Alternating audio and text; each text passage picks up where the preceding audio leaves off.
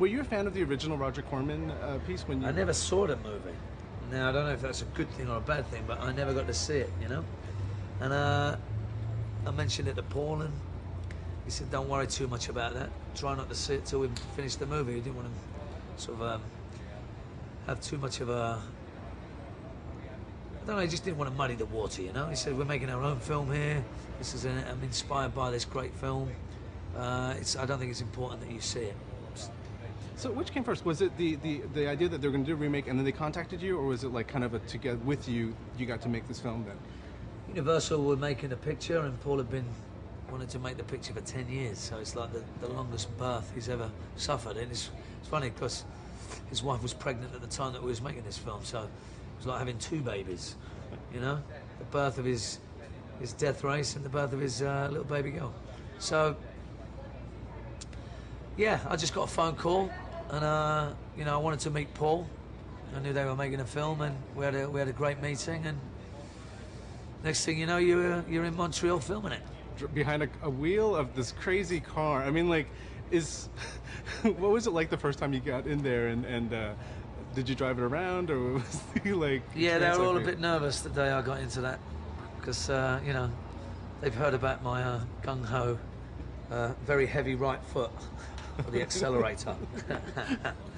So I think they were a little nervous because there's not a lot of safety. Well, there's not a lot of vision, right? Exactly. It doesn't create much of a safe sort of environment to drive. But yeah, I think they're a little nervous, and rightly so. This film kind of takes this driving race thing to another level. I mean, you get to see things where I can see it. I haven't seen in other films with cars and stuff like that. So when you were, how collaborative is the creative element? Do you have any input in these things, or was it just something like, okay, this is what you're going to do in this scene? And I mean, is there any part that you can throw into? I mean, Paul has it so dialed in that, you know, it's no point in trying to better his vision, because he's got it so clear cut. You know, in terms of the fights, you know, it's something I hold very close to my heart, and so, you know, if it doesn't feel, you know, like I should throw a right, I'll say no. What about that? You know, it's an organic process. You know, I think that a collaboration when it comes to action is very important for, you know, someone who gets stuck in as much as I do. And you need to feel comfortable. So the fighting aspect is something that I do get involved with. The cars are very much Paul and the second unit people. Now, at this point in your career, we've seen you in so many films where you're so physical, and so is there anything that you haven't done yet that you want to try?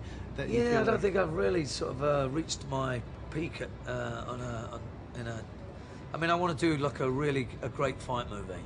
I think I've just been jabbing and jabbing it. I'm just waiting to throw the right, you know. I just haven't had my day yet with doing what I would deem as my great. This is me at my best, you know. I don't think I've hit that yet. And physically, though, in the film, you looked quite. Was it the most fit that you were ever? Yeah. Was it the most fit that you were ever, or is there versions of? I mean, what is it's the lightest I've been. I was definitely carrying not a lot of body fat. Yeah.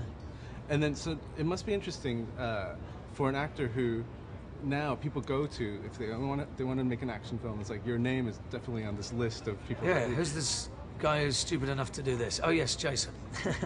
Has it been interesting for you the past couple of years? Is it surreal at this point, or are you kind of like getting used to this? No, I like it. I like it that I'm on the list. I like it that I'm working, you know, it's great. And to be a British actor to kind of like come here and do that in Hollywood. Yeah, it makes it even more impressive for the folks at home. So, how the hell did you get it? Now, we know you so well because you were in Transporter with a lot of our, you know, and you also work with Jet Li, and so you work with our Asian actors quite a bit. And so, did you learn anything from them during those years that you kind of? Well, they're the biggest inspiration I've ever had in action movies. I mean, you can't get a bigger Bruce Lee fan than myself, and you know, Jackie Chan and Jet Li and, you know, Tony Jaa. These are the real deal. They're the people that I really look up to, and you know. They're what keep me sort of motivated to see movies like that, you know, because these are the guys that do their own stuff. You know, there's no stunt doubles there. There's no camera trickery. It's like, you know, these are long pieces. They're long enough takes that you see, that's the guy. He's really doing that. You know, you see a lot of the big action movies now that it's all CG.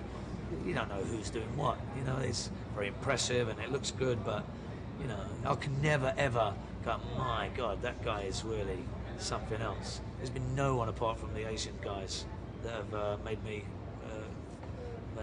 impressed. So does that make you want to be in a film with these people to make a Yeah. film like that? I want to make a movie with Jackie Chan. Are you? Or No, are I'd you... love to make a movie with Jackie Chan. You know, I love, you know, I get to work with Corey Ewan, who's an amazing action choreographer, and he was, you know, my first experience of doing a fight movie was with Corey. So, you know, the way they make movies is, it's very, very different, and it's so fast, it's so good. I'd love to continue that in the pursuit of doing my big one. If anybody can make it happen, I'm sure you could do it. Well, maybe soon. We'll try. Thanks.